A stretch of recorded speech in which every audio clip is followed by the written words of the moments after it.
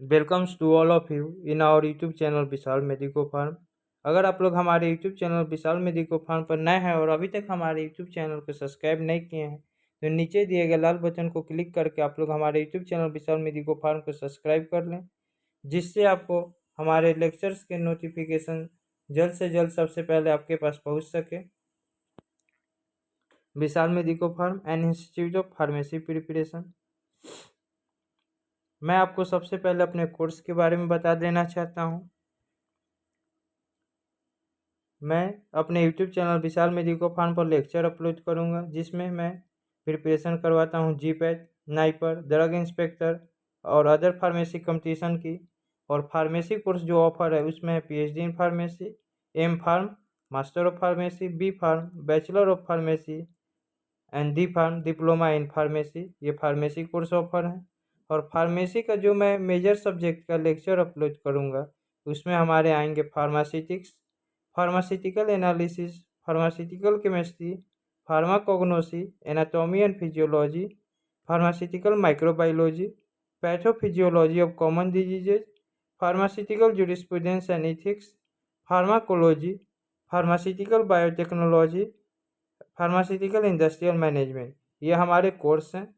अगर आप हमारे व्हाट्सएप ग्रुप विशाल मेडिको फार्म को ज्वाइन करना चाहते हैं तो आप हमारे व्हाट्सएप नंबर 8102619712 पर हमें आप मैसेज कर सकते हैं।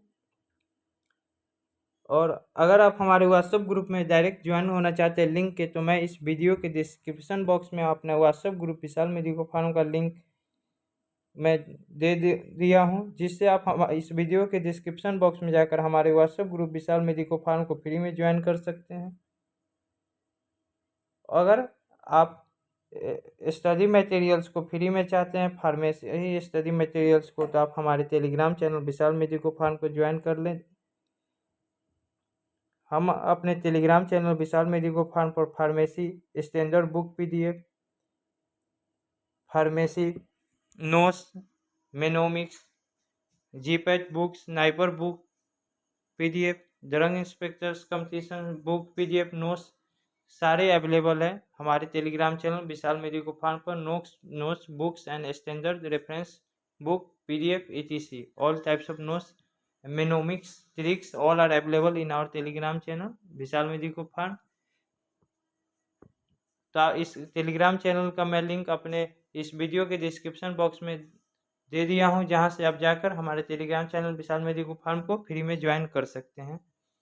अगर आप हमें आप इंस्टाग्राम पे फॉलो करना चाहते हैं तो @विशाल मेडिको फार्म पर आप फॉलो कर सकते हैं। उसका भी लिंक मैं डिस्क्रिप्शन बॉक्स में दे दिया हूँ। चलिए मैं आज का लेक्चर स्टार्ट करता हूँ। Today I am going to deliver a lecture on the topic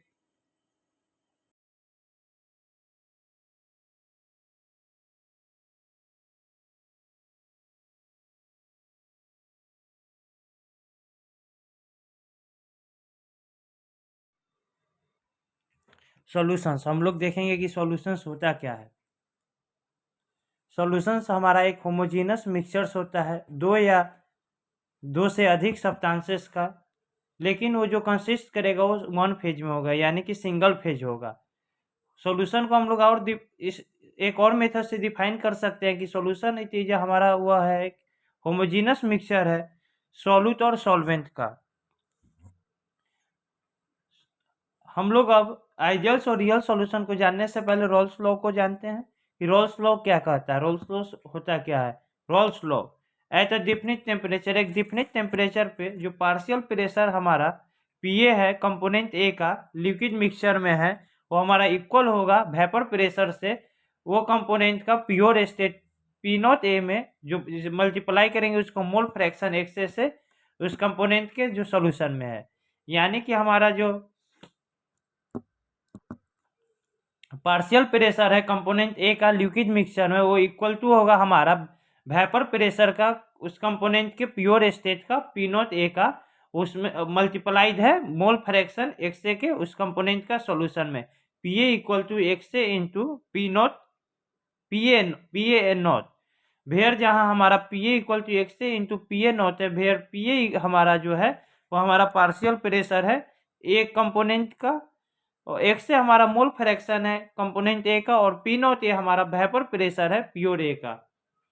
P A equal to हमारा एक्स से इंटू पी ए नॉट। अब हम लोग देखते हैं, ये हमारा रोल्स लॉ था। अब हम लोग देखते हैं ideal solution. Ideal solution, solution जिसमें एडहेसिव जो हमारा है, एडहेसिव मतलब होता है कि सॉल्यूट और सॉल्वेंट के बीच में जो फोर्स ऑफ अट्रैक्शन लगता है उसको हम लोग एडहेसिव फोर्स कहते हैं।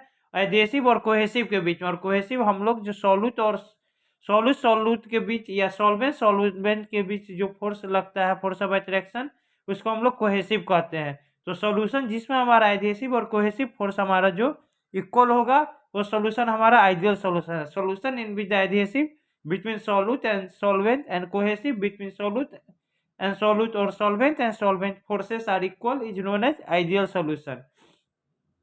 आइडियल सॉल्यूशन हमारा ओबे करेगा रोल्स लॉ को। आइडियल बिहेवियर एक्सपेक्टेड किया जाता है जो सिस्टम के द्वारा एग्जिबिटेड हो, जो कंप्राइज करता है केमिकल सिमिलर कंपाउंड्स का, क्योंकि अगर वह केवल इस प्रकार के सिस्टम में होगा तो कंडीशंस जो हमारा है इक्वल इंटरमोलिकुलर फोर्सेस का, कि जो इंटरमोलिकुलर फोर्सेस है कंपोनेंट्स के बीच में जो इक्वल है, जो लाइकली टू बी सेटिस्फाइड जिसको करता है। आइडियल सॉल्यूशन में हम लोग देखते हैं कि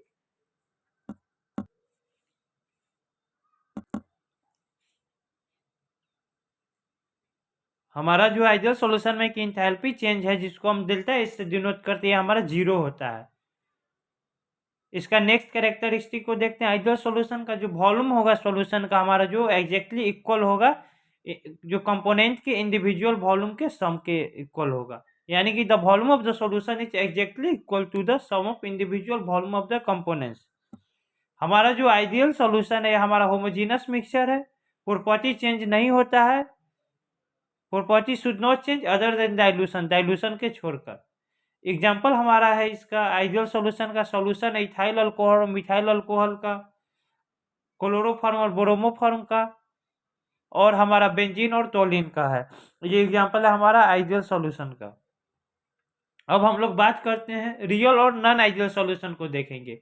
सॉल्यूशन जिसमें कोहेसिव और एडहेसिव फोर्स इक्वल नहीं होता है उस टाइप के सॉल्यूशन को हम लोग रियल और नॉन आइडियल सॉल्यूशन कहते हैं। रियल और नॉन आइडियल सॉल्यूशन ये हमारा ओबेज नहीं करता है रोल्स लॉ को, it does not obeys roles law. Delta H हमारा इंथैल्पी चेंज है नॉट इक्वल टू जीरो है। रियल और नॉन आइडियल सॉल्यूशन हमारा ये एक हेटेरोजीनस मिक्सचर है, प्रॉपर्टीज इसके चेंज होता है और वॉल्यूम भी चेंज होता है। रियल और नॉन आइडियल सॉल्यूशन के पास सिमिलर इंटरमोलिकुलर फोर्स नहीं है, it does not have similar intermolecular force. अब हम लोग देखते हैं solution of gases in liquid के बारे में। हेनरीज लॉ को सबसे पहले हम लोग इसमें जानेंगे। हेनरीज लॉ क्या कहता है, होता क्या है? तो सॉल्युबिलिटी किसी भी गैस का लिक्विड में वो हमारा डायरेक्टली प्रोपोर्शनल होता है पार्शियल प्रेशर से गैस का जो सरफेस पर है एक कांस्टेंट टेम्परेचर पर। P इक्वल टू हमारा KH into x gas in liquid है। फिर जहाँ हमारा P हमारा पार्शियल प्रेशर है गैस का, लिक्विड का जो है वो ऊपर है। KH हमारा हेनरीज लॉ कांस्टेंट है।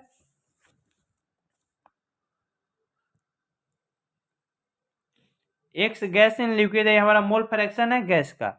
अब हम लोग देखते हैं कि कौन कौन सा फैक्टर सॉल्युबिलिटी ऑफ गैस को अफेक्ट करता है। Factors affecting solubility of gas, हमारा टेम्परेचर है। अगर हमारा रिएक्शन इंडोथर्मिक है तो हम लोग अगर टेम्परेचर को इंक्रीज करते हैं तो सॉल्युबिलिटी भी इंक्रीज होगा, और अगर हमारा रिएक्शन एक्सोथर्मिक है तो टेम्परेचर को इंक्रीज करते हैं करेंगे तो सॉल्युबिलिटी हमारा डिक्रीज होगा। इंडोथर्मिक के टेम्परेचर हमारा डायरेक्टली प्रोपोर्शनल है सॉल्युबिलिटी से, और एक्सोथर्मिक के टेम्परेचर हमारा इन्वर्सली प्रोपोर्शनल है सॉल्युबिलिटी ऑफ गैसेस से।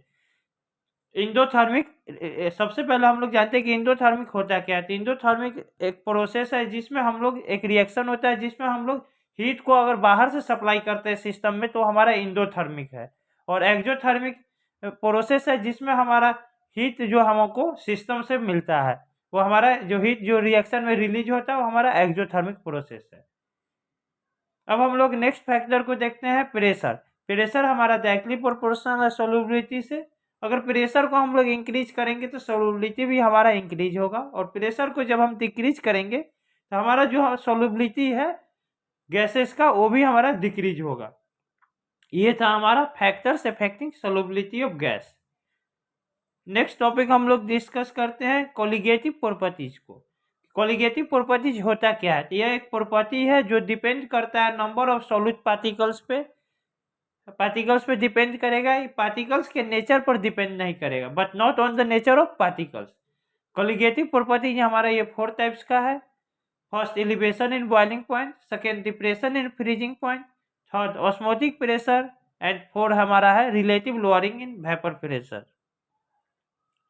हम लोग पहले देखते हैं फर्स्ट हमारा एलिवेशन इन बॉइलिंग पॉइंट है, यानी कि नाम से पता लग रहा है कि चल रहा है कि यहाँ पर एलिवेशन इन बॉइलिंग पॉइंट, यानी जो बॉइलिंग पॉइंट है उसमें एलिवेशन होगा, इंक्रीज होगा। बॉइलिंग पॉइंट लिक्विड का टेम्परेचर पर जो होता है वेपर जिस पे हमारा जो वेपर फेज है वो लिक्विड का इक्वल होता है हमारा एटमॉस्फेरिक प्रेशर से 760 mmHg मरकरी से। तो जब हमारा जो है सॉल्यूट अगर हम इंक्रीज करेंगे तो बॉइलिंग पॉइंट हमारा डिक्रीज होगा। हम लोग यहाँ पे डायग्राम में ग्राफ को देखते हैं। हमारा एक्स एक्सिस पे टेम्परेचर है और वाई एक्सिस पे हमारा वेपर प्रेशर है। हम लोग देखते हैं प्योर सॉल्वेंट का के ग्राफ को, तो प्योर सॉल्वेंट का ग्राफ, और हम लोग देखेंगे फिर सॉल्यूट प्लस सॉल्वेंट का ग्राफ। प्योर सॉल्वेंट का ग्राफ हमारा जो वेपर प्रेशर 1 atm पर है, तो हमारा जो टेम्परेचर TB नॉट पर है एक्स एक्सिस पर, और जब हमारा सॉल्यूट प्लस सॉल्वेंट का जब 1 atm वेपर प्रेशर पे है तो उसका टेम्परेचर हमारा TB है। आप इस ग्राफ में देख सकते हैं जिसमें हमारा जो है TB नॉट और TB दो टेम्परेचर आया है, और वेपर प्रेशर 1 atm पे हम लोग प्योर सॉल्वेंट का टेम्परेचर TB नॉट है, और हमारा जो है सॉल्यूट प्लस सॉल्वेंट का हमारा जो है वो हमारा है TB टेम्परेचर है। TB नॉट और TB के बीच में जो डिफरेंस है हम इसको हम लोग डेल्टा TB से डिनोट करते हैं। तो हम इससे इक्वेशन देखते हैं फॉर्मूला को कि डेल्टा TB इक्वल टू हमारा जो है TB माइनस TB नॉट है। Delta TB change in temperature boiling point का हम लोग निकालेंगे तो TB माइनस TB नॉट है डिफरेंस हमारा change in temperature boiling point को, सिर्फ इससे हम लोग रिकॉग्नाइज कर सकते हैं। तो हमारा जो है डेल्टा TB हमारा डायरेक्टली प्रोपोर्शनल है m से, जहाँ m हमारा मोलालिटी है। तो हम लोग इसको लिख सकते हैं कि delta TB equal to IKBM, जहाँ पे हमारा delta TB change in boiling point है, I हमारा वार्मथ ऑफ फैक्टर है, KB हमारा बॉइलिंग पॉइंट एलिवेशन कांस्टेंट है, और m हमारा स्मॉल m हमारा मोलालिटी है। ये हमारा था elevation in boiling point. Next हम लोग जानेंगे डिप्रेशन इन फ्रीजिंग पॉइंट।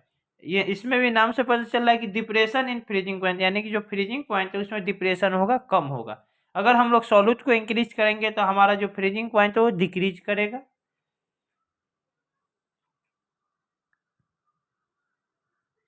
इसमें हम लोग ग्राफ में देखते हैं एक्स एक्सिस पे हमारा टेम्परेचर है और वाई एक्सिस पे हमारा वेपर प्रेशर है। सॉल्यूट का देखते हैं, सॉल्यूट का ग्राफ है जो जिस सॉल्वेंट का और सॉल्यूशन का देखेंगे। सॉल्यूट का हमारा है जिसमें हमारा टेम्परेचर हमारा TF है,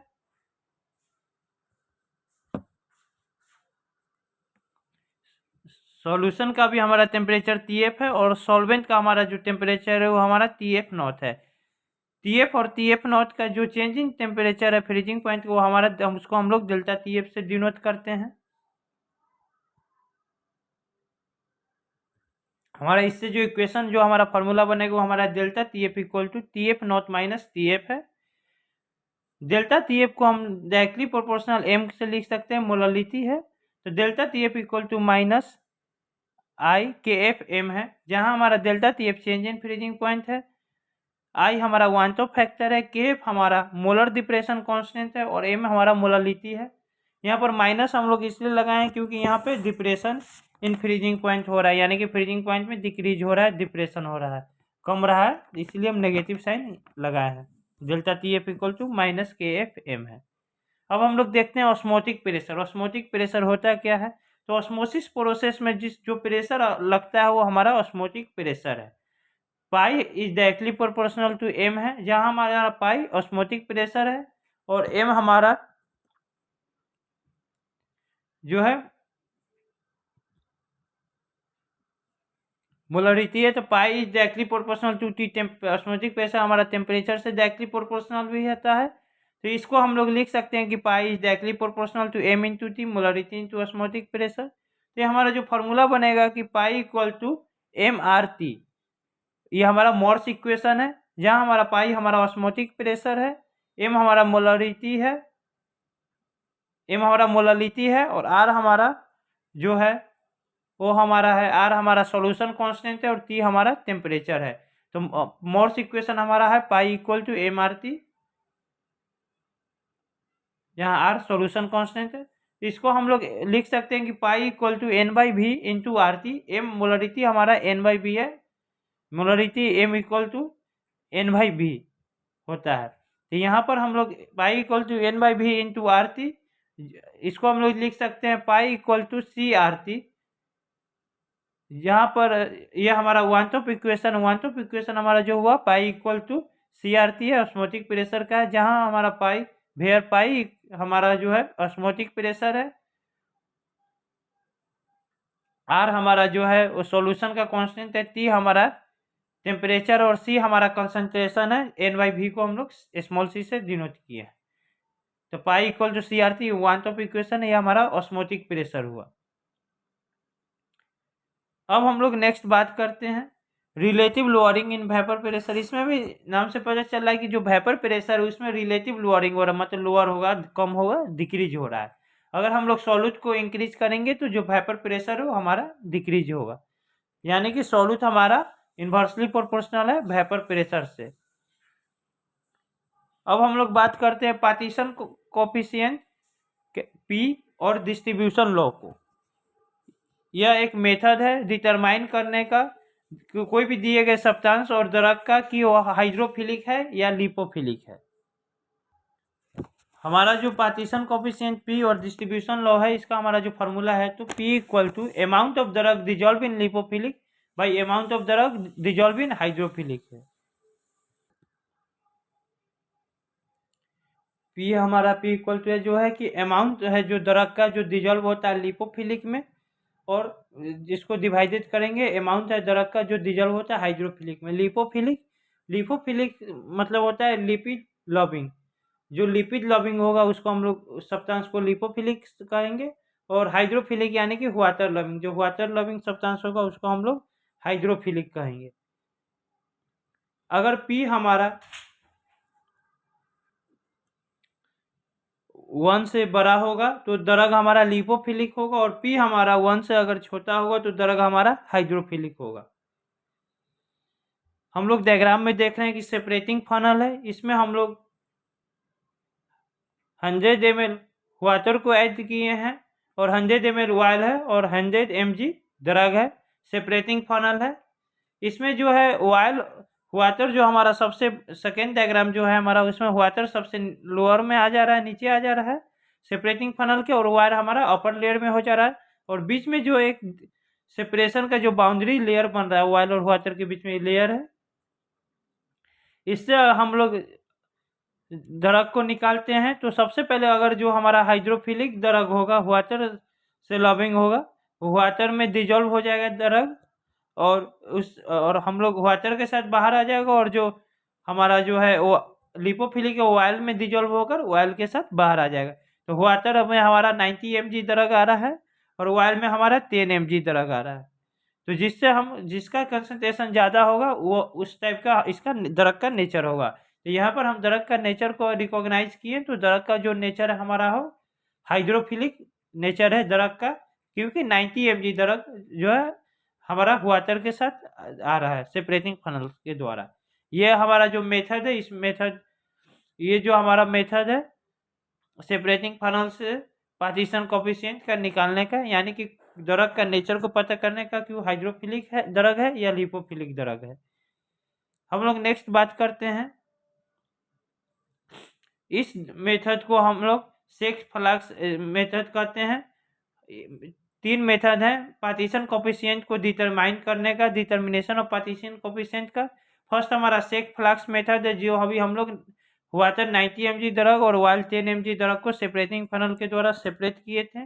जिसमें 100 ml ऑयल, 100 ml वाटर और 100 mg ड्रग लिए थे। सेपरेटिंग फनल के द्वारा सेपरेट किए तो वाटर में 90 mg ड्रग आया और ऑयल के साथ 10 mg ड्रग आया। ये हमारा शेक फ्लक्स मेथड हुआ। सेकेंड हमारा HPLC मेथड है और थर्ड हमारा computational determination of log P है। ये हमारा 3 मेथड्स है of determination of partition coefficient. अब हम लोग बात करेंगे कंडक्टेंस एंड इट्स मेजरमेंट, जानेंगे कि कंडक्टेंस और उसका मेजरमेंट क्या होता है। सेल कांस्टेंट सबसे पहले हम लोग डिस्कस करेंगे। Cell constant equal to L by A. L हमारा लेंथ है और ए हमारा एरिया है। दोनों एरिया और लेंथ हमारा कांस्टेंट होगा। यूनिट इस सेल कांस्टेंट का हमारा होगा सेंटीमीटर इनवर्स 1।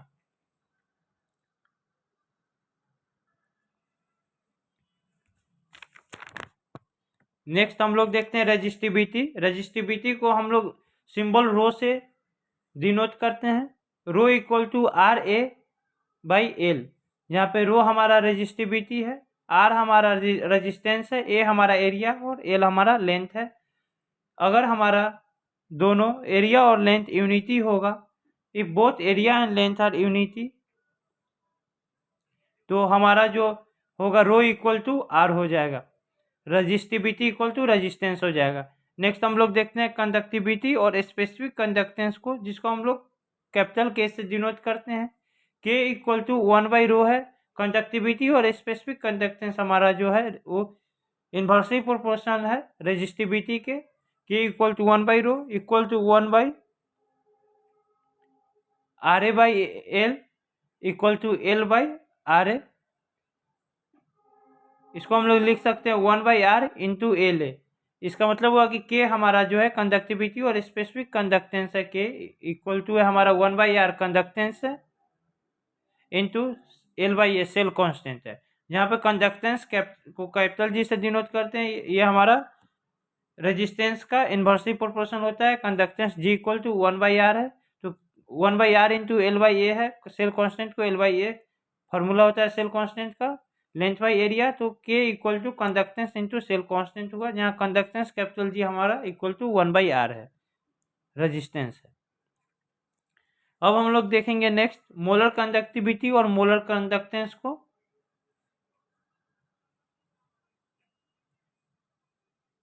मोलर कंडक्टिविटी और मोलर कंडक्टेंस को, इसको हम लोग डिनोट करते हैं। जो भी को जो लेटर होता है वो भी लेटर को अपोजिट करके लिखे हैं रोटेशन करके, और इसमें एम स्मॉल एम है हमारा मोलर कंडक्टिविटी और कंडक्टेंस का सिंबल है। हमारा जो कंडक्टेंस होता है सभी आयंस के कारण, इलेक्ट्रोलाइट के सभी आयंस के कारण, जो हमारा इलेक्ट्रोलाइट का सभी आयंस है उसके कारण जो कंडक्टेंस होता है, जो इलेक्ट्रोलाइट सॉल्यूशन में प्रेजेंट होते हैं, जो वो कंटेंस करते हैं 1 मोल को, तो हमारा जो है मोलर कंडक्टिविटी इक्वल टू है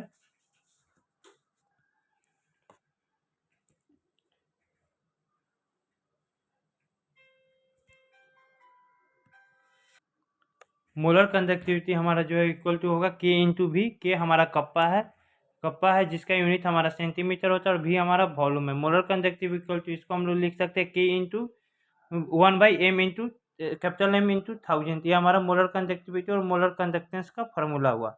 अब हम लोग देखेंगे डी बाई हकल थ्योरी को। डी बाई हकल थ्योरी क्या होता है। 1923 में डी बाई और हकल थ्योरी दिए थे थ्योरी को, जो हमारा थ्योरी ऑफ स्ट्रॉन्ग इलेक्ट्रोलाइट्स है। स्ट्रॉन्ग इलेक्ट्रोलाइट्स हमारा जो है वो कंप्लीटली आयोनाइज होता है ऑल डाइल्यूशन पे। कोई किसी भी कितना भी डाइल्यूशन हो, ऑल डाइल्यूशन पे वो कंप्लीटली आयोनाइज हो जाएगा हमारा स्ट्रॉन्ग इलेक्ट्रोलाइट्स। ये हमारा डी बाई हकल थ्योरी है। रिलैक्सेशन इफेक्ट और एसिमेट्री इफेक्ट जो हमारा है, ये हमारा है कि फेनोमेनन है जो चेंजिंग होता है ये हमारा फेनोमेनन है जो चेंजिंग होता है। सिमेट्रिकल अरेंजमेंट है जो आयनिक एटमॉस्फेयर का है। आयनिक एटमॉस्फेयर का जो सिमेट्रिकल अरेंजमेंट है वो चेंजिंग होता है। एसिमेट्रिकल अरेंजमेंट में इसको हम फेनोमेनन को हम लोग कहते हैं रिलैक्सेशन और एसिमेट्री इफेक्ट। और जो टाइम जो लगता है, टाइम टेकन होता है between the changing of an arrangement के, जो चेंजिंग के बीच में जो टाइम टेकन होता है वो जिन्होंने जिसको हम लोग कहते हैं रिलैक्सेशन टाइम। डायग्राम में हम लोग देखे हैं कि पॉजिटिव चार्ज है सेंटर में और इसके सराउंडिंग में हमारा नेगेटिव चार्ज है जो आयनिक एटमॉस्फेयर है। हमारा सिमेट्री अरेंजमेंट है। सिमेट्री मतलब कि इसको जो लाइन क्रॉस करे पासेस करेगा, जो सेंटर से होते हुए पासेस करेगा, और जो डिवाइड करेगा इसको इक्वल पार्ट में डिवाइड कर देगा। कोई भी लाइन जो अगर सेंटर से पास करता है तो इसको डिवाइड करेगा इक्वल पार्ट में। ये हमारा सिमेट्री अरेंजमेंट है। और हम लोग नेक्स्ट देखते हैं एसिमेट्री अरेंजमेंट। यहाँ पॉजिटिव चार्ज है और जो नेगेटिव चार्ज इसका सराउंडिंग में था सर्किल फॉर्म में, वो एक तरफ आ गया है नेगेटिव चार्ज। ये हमारा एसिमेट्रिकल फॉर्म है। एसिमेट्री मतलब कि कोई भी लाइन से अगर सेंटर से पास करते हैं तो इक्वल पार्ट में इसको डिवाइड नहीं करते थे, हमारा एसिमेट्री हुआ। ये हमारा रिलैक्सेशन इफेक्ट और एसिमेट्री इफेक्ट है। अब हम लोग नेक्स्ट देखते हैं इलेक्ट्रोफोरेटिक इफेक्ट को। इलेक्ट्रोफोरेटिक इफेक्ट क्या होता है? तो इलेक्ट्रोलाइट का जो मूवमेंट है, the movement of electrolyte under the influence of charge ions is called electrophoretic and the phenomenon is known as electrophoretic effect. Electrophoretic effect जो हमारा मूवमेंट होता है इलेक्ट्रोलाइट का चार्ज आयंस के इन्फ्लुएंस के अंदर, ये हमारा इलेक्ट्रोफोरेटिक है, और फेनोमेनन हमारा जो है इलेक्ट्रोफोरेटिक इफेक्ट कहलाता है। डायग्राम में हम लोग देख रहे हैं कि इलेक्ट्रोलाइटिक सेल है। इलेक्ट्रोलाइटिक सेल में जो हमारा इलेक्ट्रोलाइट है वो पॉजिटिव और नेगेटिव कैटायन एंड आयन में डिसोसिएटेड है, जिसमें हमारा इस इलेक्ट्रोलाइटिक सॉल्यूशन में हमारा जो है 2 इलेक्ट्रोड है, कैथोड नेगेटिव और एनोड पॉजिटिव, दोनों सस्पेंडेड है, और जिसमें हमारा जो है वो कनेक्टेड है, बैटरी से कनेक्टेड है। तो इससे हमारा जो है पॉजिटिव और जब चार्ज का जब हम लोग फ्लो कराएंगे तो पॉजिटिव जो है वो हमारा जो कैथोड के तरफ जो पॉजिटिव जो आयन है कैटायन है वो इलेक्ट्रोलाइट को हमारा कैथोड की तरफ जाएगा, और नेगेटिव जो है हमारा एनोड है का है वो हमारा नेगेटिव जो हमारा है वो हमारा एनोड के पास जाएगा। नेगेटिव आयन हमारा एनोड पॉजिटिव चार्ज के पास जाएगा। तो ये हमारा जब हम लोग इलेक्ट्रिसिटी को जब सप्लाई करते हैं, जब ये बैटरी से कनेक्टेड है, तब ये हमारा इलेक्ट्रोलाइटिक सेल हुआ। तो जब हम लोग चार्ज को सप्लाई करेंगे बैटरी से कनेक्टेड होगा तो इसका जो अरेंजमेंट है, अरेंजमेंट में चेंजिंग आएगी, जिसमें जो नेगेटिव आयंस है जिसके चारों ओर पॉजिटिव आयंस सराउंडिंग की ओर, पॉजिटिव आयंस के चारों ओर नेगेटिव आयंस सराउंडिंग की ओर, तो ये जब एक दूसरे में जो इसका इंटरेक्शन है, ये जब चार्ज का फ्लो करेंगे तो इसके इंटरेक्शन में इम्बैलेंसिंग आएगा, डिस्टर्बेंस होगा, और जिसके कारण से दोनों फोर्स का अप्लाई करेंगे, जिसके कारण से हमारा जो अरेंजमेंट है वो चेंजिंग हुआ सिमेट्री एसिमेट्री फॉर्म में। Thanks for watching this. अगर आपको हमारा वीडियो पसंद आया तो हमारे वीडियो को लाइक करें, कमेंट करें और शेयर करना बिल्कुल ना भूलें। अगर आप लोग हमारे यूट्यूब चैनल विशाल मेडिकोफार्म पर नए हैं तो नीचे दिए गए लाल बटन को क्लिक करके हमारे यूट्यूब चैनल विशाल मेडिकोफार्म को सब्सक्राइब कर लें।